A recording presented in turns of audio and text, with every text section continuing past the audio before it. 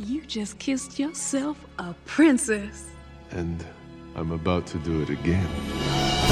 From going from sleeping beauties to sleep-deprived adults to having to deal with clingy kids and more, join me as I show you 9 Disney princesses reimagined as parents. Do you want to win any of these items on your screen? If so, be sure to watch the whole video, leave a like, and comment the hidden message. And with that being said, let's get right into the video. 9. Sleeping Beauty needs some sleep. As some have pointed out, when it comes to this little comic done by College Humor, things aren't exactly canonically accurate, but let's roll with it, okay? If we're being honest, when it comes to Princess Aurora from Sleeping Beauty, she really didn't have a lot of depth to her. I mean, part of her story is being protected by 3 fairy godmothers to stay away from Maleficent, and the other part is her being asleep until Prince Philip killed the evil witch and woke her up.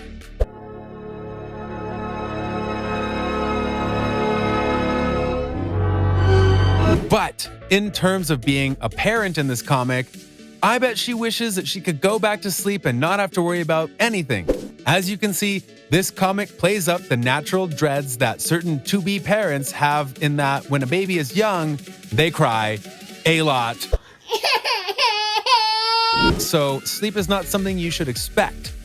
What are her odds of putting the baby down and getting some rest? About as likely as her seeing an aurora in the sky at midday. 8. Elsa's legacy. When it comes to Frozen, everybody just wants to let it go. Let it go, let it go. You'll never see me cry. Okay, joke's over. Now let's move on.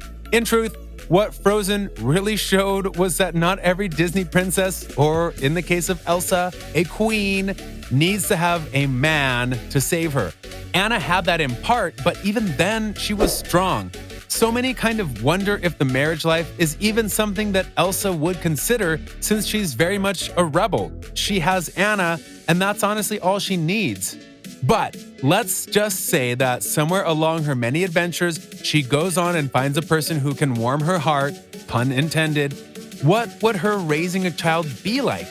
As this picture shows, it has a very familiar beat. Mainly her son, in the picture's case, finding out that he has powers, which would honestly be a great Disney story in terms of what would come next.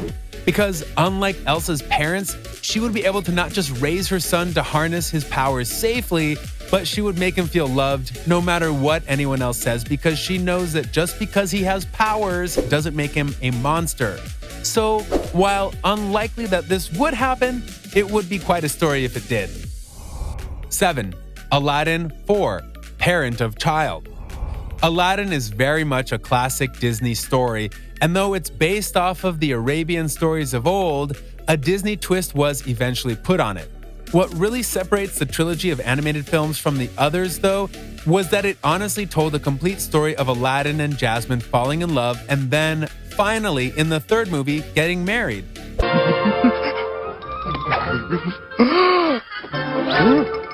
And of course, after getting married, we all know what happens next. They have a kid.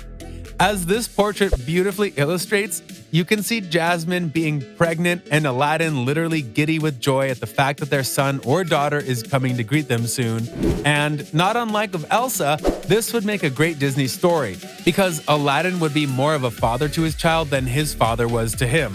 As for Jasmin, she would want to make sure their child was exposed to all of Agrabah and not have the sheltered life like she did. I've never done a thing on my own. I've never had any real friends. All in all, sounds like another Disney classic. 6. Anna and Kristoff. Good parents?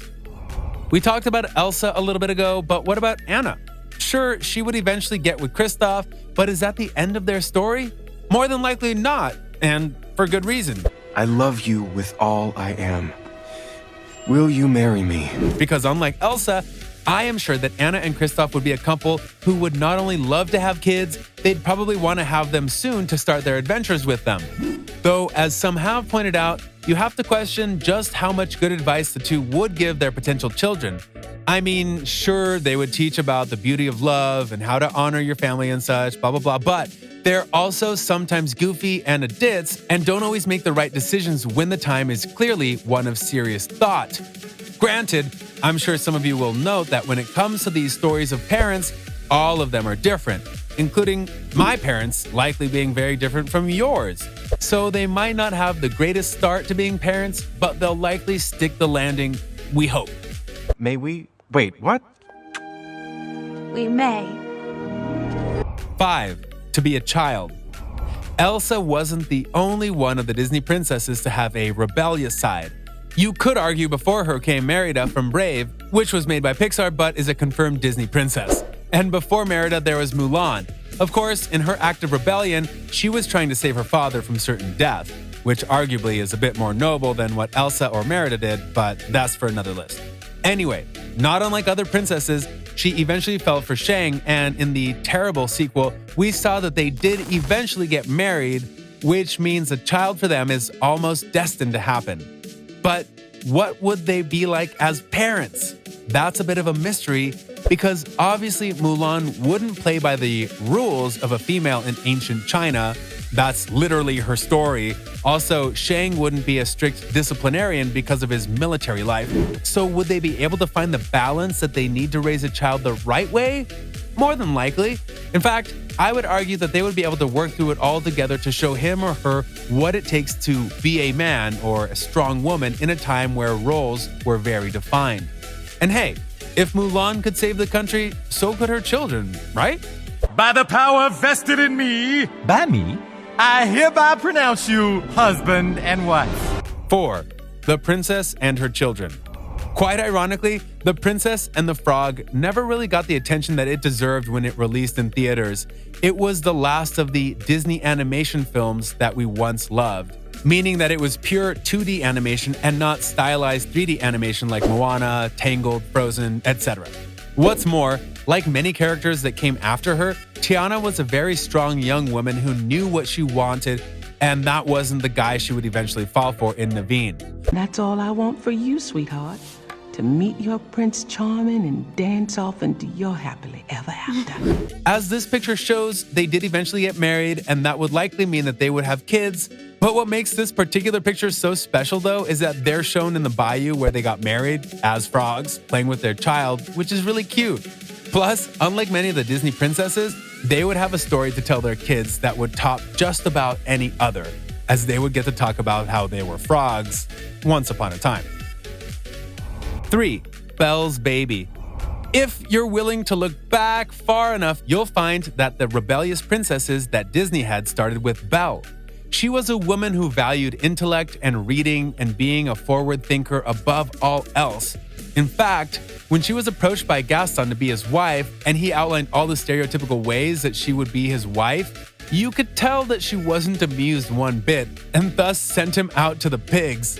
Now, her questionable relationship with the Beast aside, Stockholm Syndrome, she's one of the Disney princesses whom you could totally see being a mother, and a good one at that. She would no doubt teach her child all the ways of the world, help them to be a big reader, help them to both stand on their own 2 feet and not bend to the whims of the world, and more. Honestly, the bigger question is about the prince. He doesn't exactly have a good track record of being a good person for a long time, as the still terrible sequel showed. But with Belle, I bet you he would fall in line or also get thrown to the pigs. And when the moment is right, you confess your love. No, I can't. 2. It was easier being a mermaid.